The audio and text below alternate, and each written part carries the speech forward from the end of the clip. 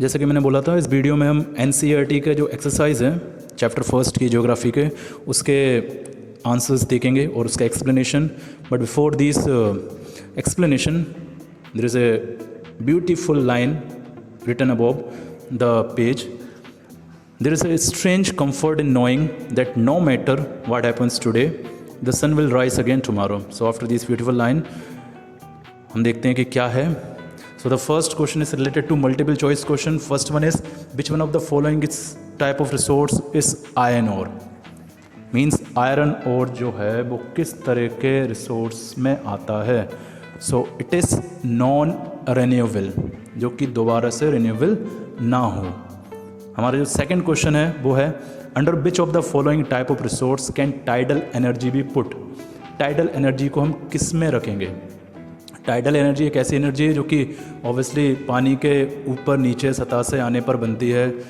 Tides जिसे हम पहले भी पढ़ चुके हैं, यह एनर्जी हमारी दोबारा से रिकवर हो जाती है. सो ये ह्यूमन मेड नहीं है, एबोटिक नहीं है, नॉन रिसाइकल नहीं है. ऑब्वियसली फर्स्ट वाला ऑप्शन हुआ जो कि है रिप्लेनिसेबल. इसका मतलब है दोबारा से फिर से भर देना. मीन्स एक ऐसी एनर्जी जो कि दोबारा से आ जाए.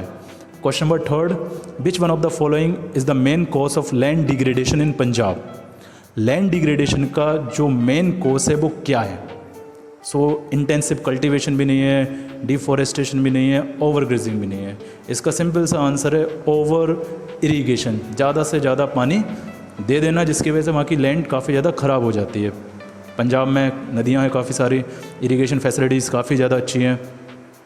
Now the fourth question is, in which one of the following states is terrace cultivation practised? So कहाँ पर टेरेस कल्टिवेशन होगा? ऑब्वियसली ऐसी जगह पर होगा जहाँ पर पहाड़ हों. तो पंजाब, उत्तर प्रदेश के प्लेन्स या फिर हरियाणा में ऐसी जगह नहीं है. बट उत्तराखंड में काफ़ी ज़्यादा पहाड़ हैं, छोटे छोटे या फिर बड़े बड़े. सो डेफिनेटली इसका आंसर हुआ हमारा Uttarakhand. Then fifth question is, in which of the following state is black soil found? इनमें से किस स्टेट में ब्लैक सोइल मिलती है? सो इसका सिंपल सा आंसर है गुजरात. बाकी जो स्टेट्स हैं वहाँ पर भी मिलती है, बट इतनी ज़्यादा बड़ी मात्रा में नहीं जितनी बड़ी मात्रा में हमारे गुजरात में मिलती है. Now, second question of your book is answer the following question is in about 30 words. First one is, name 3 states having black soil and the crop which is mainly grown in it. So ऐसे 3 states के नाम बताना है जहाँ पर black soil होती है, and साथ में वहाँ पर कौन से क्रॉप उगते हैं, ग्रो करते हैं, उनके नाम भी देना है. So the first one is Maharashtra, Gujarat, Madhya Pradesh and Chhattisgarh. यहाँ पर 3 की जगह 4 नाम दे दिए गए हैं, एक आपको एक्स्ट्रा मिला है. अगर आपको एक भूल भी जाते हो तो दूसरा याद रहेगा. और states having black soil, cotton is mainly grown in black soil. So main crop कौन सा हो गया जहाँ पर cotton? Other crops which can be grown in black soil are rice, sugar cane, beet, jowar, linseed etcetera. Now the second one is, question number second, what type of soil is found in the river deltas of the eastern coast? So किस तरह की soil हमारी river deltas पे मिलती है, eastern coast पे किस तरह की सोइल मिलती है? हमारा इसका आंसर है alluvial soil is found in the river deltas of the eastern coast. 3 features of alluvial soil. So alluvial soil मिलती है डेल्टास पर. इसका आंसर हमने पहले वाले वीडियो में भी देखा था. एंड इसके फीचर्स क्या हैं? Alluvial soil are very fertile, काफ़ी ज़्यादा फर्टाइल होती है. It contains various varied amount of sand, silt and clay. इसमें सैंड, सिल्ट और क्ले काफ़ी ज़्यादा होता है. These soil contain ample amount of phosphoric acid, potash and lime.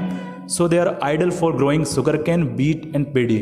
So sugar cane, beet and paddy, इनको ज़्यादातर जिन केमिकल्स की या फिर जिस तरह के पदार्थों की ज़रूरत है वो सारे मिल जाते हैं, जिनके नाम भी दिए हुए हैं यहाँ पर, phosphoric acid, potash and lime. Now the fourth point is, the regions of alluvial soil are intensively cultivated and densely populated. So इसकी एक और विशेषता है कि जहाँ पर भी alluvial soil होगी वहाँ की जो जगह है वो काफ़ी ज़्यादा वहाँ पर कल्टीवेशन होता है और साथ में पॉपुलेशन भी वहाँ पर काफ़ी ज़्यादा होती है. ऑब्वियसली फार्मर्स एंड सिटीज़ सब वहीं पर डेवलप होती जाती हैं, किसान रुकते हैं, खेती करते हैं. सो ये भी उसकी एक प्रॉपर्टी या फिर उसका एक फीचर कह सकते हैं alluvial soil का. Now question number third, What steps can be taken to control soil erosion in the hilly areas? हम किस तरह की स्टेप्स लें ताकि सोइल इरोशंस को कंट्रोल कर सकें हिली एरियाज़ में? सो इसका आंसर क्या है? Answer third, In hilly areas, soil erosions can be controlled by contour, which refers plugging across contour lines. Means borders बना देते हैं, टेरेस कल्टीवेशन कह सकते हैं, या फिर किसी दूसरे तरीके का जो भी मेथड है कि पानी के जो बहाव है उसको रोका जा सके, उसको काउंटर करा जा सके, मतलब उसको फेस करा जा सके, पानी एकदम से बहता हुआ ना निकल जाए पहाड़ों पर से. So in hilly areas, soil erosions can be controlled by contour, which refers plugging across contour lines, making use of terrace farming techniques, and using strips of grasses to check soil erosions by wind and water.